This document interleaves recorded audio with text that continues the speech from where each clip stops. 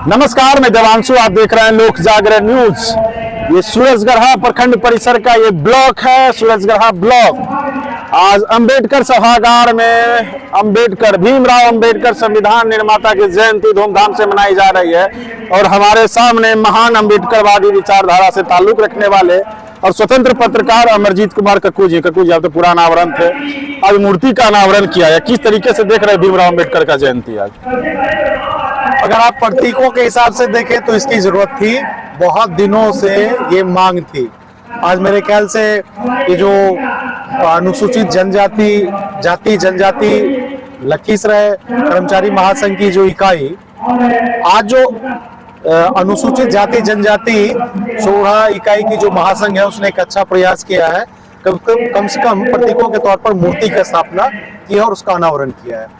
और इस मौके पर कुछ सोड़ा प्रखंड के मेधावी छात्र छात्राओं को प्रोत्साहित करने की बात भी आ रही है, तो ये अच्छा है। कैसे देख रहे हैं सूरजगढ़ा में? क्या लग रहा है कि अंबेडकरवादी विचारधारा, अंबेडकर को जानने वाले, अंबेडकर को मानने वाले और अंबेडकर को समझने वाले, कुछ अंतर दिख रहा है? ये मूर्तियों के स्थापना वर्ष से अंबेडकर के विचारों को आप जमीन पे प्रतिस्थापित कर लेंगे, ऐसी कोई संभावना दूर दूर तक नहीं। अंबेडकर एक बहुत ही विशालकाय विचार का नाम है, जो अपने दौर के संघर्ष के बाद भी उन्होंने जिया, प्रयास किया और कानून मंत्री तक बने। संविधान निर्माता के तौर पर आप जानते हैं पूरी दुनिया में उनकी धाक रहती है। और आज 129वें जयंती पर ये जो किया जा रहा है ये ठीक है, लेकिन इससे कोई बहुत ज्यादा तब्दीली आ जाएगी, उसकी विचारधारा को लोग, उनकी विचारधारा को लोग जमीन पर उतारने लग जाएंगे, जीने लग जाएंगे, ऐसी कोई बात लग रहा है कि आजादी का 75 साल हो गया, अंबेडकर का भारत, जो अंबेडकर जी ने सपना देखा था, वो भारत बन पाया? नहीं, मुझे नहीं लगता है। अंबेडकर जी ने जो सपना देखा था उसका, उनका सबसे पहले क्या था कि जब तक समाज में की आखिरी पंक्ति में बैठे लोग, उस तक अगर विकास की बूंदें या लड़ी नहीं पहुंचती है, तब तक 1-2% लोग अगर भारत के समृद्ध हो भी जाए तो उससे कोई फर्क नहीं पड़ता है। तो समावेशी समाज चाहते थे, जहां हर एक के लिए गुंजाइश हो, चाहे राजनीति हो, व्यवसाय हो, एजुकेशन हो, हेल्थ हो, हर एक सेक्टर में समानता का अधिकार वो चाहते थे। बन पाया? अभी भी देखिए, ज्यादातर सूरजगढ़ा के परिप्रेक्ष्य में लेते हैं, लगभग 26 ईंट भट्टे हैं, तो ज्यादातर वहाँ ईंट भट्टों पे काम करने वाले SC ST समुदाय से आते हैं। लग रहा है कि शिक्षा वहाँ तक पहुंची है। और उनका क्या हो? SC ST भी हो या जो गरीब, केवल SC ST के लिए सोचते थे ऐसी बात नहीं, सभी के लिए, मानवता के लिए, गरीबों के लिए, पिछड़ों के लिए, औरतों के लिए बड़ा अच्छा बहुत सोचते थे। उन्होंने लिखा भी है, रिजर्वेशन की मांग भी की थी, बनारस अधिवेशन रिजर्वेशन की मांग की महिलाओं के लिए, तो उस तरीके से सोचते थे।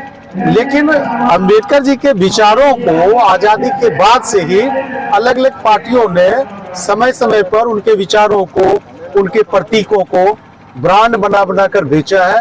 वोट बैंक पॉलिटिक्स के तहत तुष्टीकरण की राजनीति, कभी कांग्रेस ने बेचा, कभी मायावती और काशीराम जी ने बेचा, कभी अब भाजपा बेच रही है।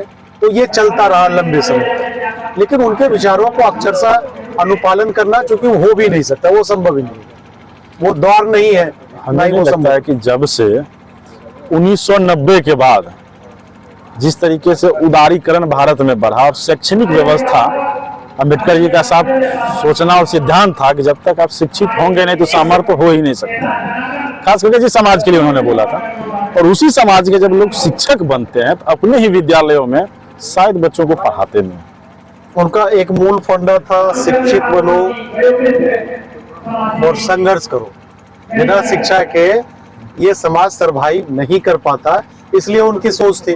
उन्होंने इस बात को समझा कि मैं उस दौर में जो सो कॉल्ड जातियां थी जिससे वो ताल्लुक रखते थे, कितना संघर्ष किया होगा उन्होंने, ये समझने की बात है।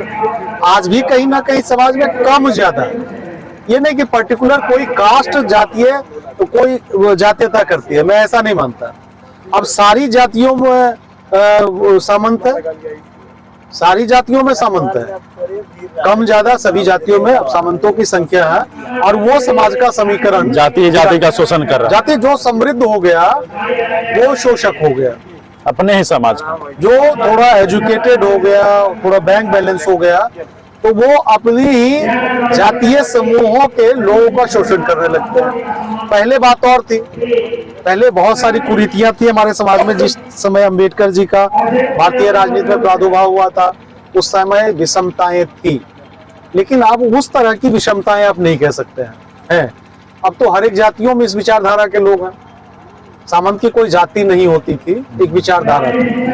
कैसे देख रहे हैं पूरे ये प्रखंड परिसर में जो प्रतिमाएं लगी है, उसको आप कैसे देख रहे हैं? देखिए, हर एक कार्यक्रम के बाद, हर एक समारोह के वक्त एक उत्साह आयोजन समिति में, आगत अतिथियों में, वक्ताओं में, श्रोताओं में एक उत्साह तो होता है, लेकिन फिर ये उत्साह धीरे धीरे विस्मित होता चला जाता है। हम केवल प्रतीक का इस्तेमाल कर रहे हैं और इससे कोई बदलाव होने को हम केवल असल पे नहीं कुछ नहीं, हम केवल प्रतीक, अंबेडकर जी का एक प्रतीक मात्र स्टेचू की स्थापना कर रहे हैं।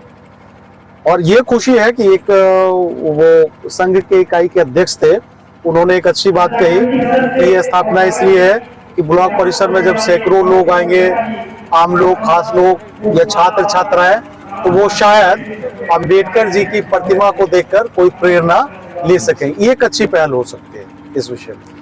देखिए, हमारे साथ अमरजीत कुमार कक्कू जी थे, और ये जो मैं अभी शूट कर रहा हूँ वीडियो, ये इसलिए साइड में कर रहा हूँ क्योंकि अंदर अभी भी कार्यक्रम चल रहा है। क्या चल रहा है? भोज भात का भी व्यवस्था है, ग्रहण होगा भोज?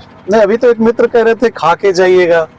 अब वो है, भोज भात की व्यवस्था है, बड़ा पुख्ता इंतजाम है। और जो संघ जो है उसमें बड़ा उत्साह है। सारे आप देख रहे होंगे, सारे कर्मी युद्ध स्तर पर लगे हुए हैं। एक उत्साह तो है कि भारतीय संविधान के शिल्पकार और स्वतंत्र भारत के पहले लॉ मिनिस्टर की आज 129वीं जयंती है और उनकी मूर्ति की स्थापना हुई, एक उत्साह है। सूरजगढ़ा में ब्लॉक परिसर में भीमराव अंबेडकर की मूर्तियों का अनावरण हुआ है। इससे साफ संदेश है कि भीमराव अंबेडकर के सपनों का भारत बनाया जाए। प्रतिमाएं लगी हैं, प्रतिमाओं पर क्या प्रतिक्रियाएं आती है और किस तरीके से अंबेडकर के मानने वाले लोग और जानने वाले लोगों में क्या अंतर है। मानने वाले और जानने वाले ने अंबेडकर को पढ़ा और मानने वाले ने सिर्फ अंबेडकर को जाना। जुड़े रहे लोक जागरण न्यूज के साथ। धन्यवाद।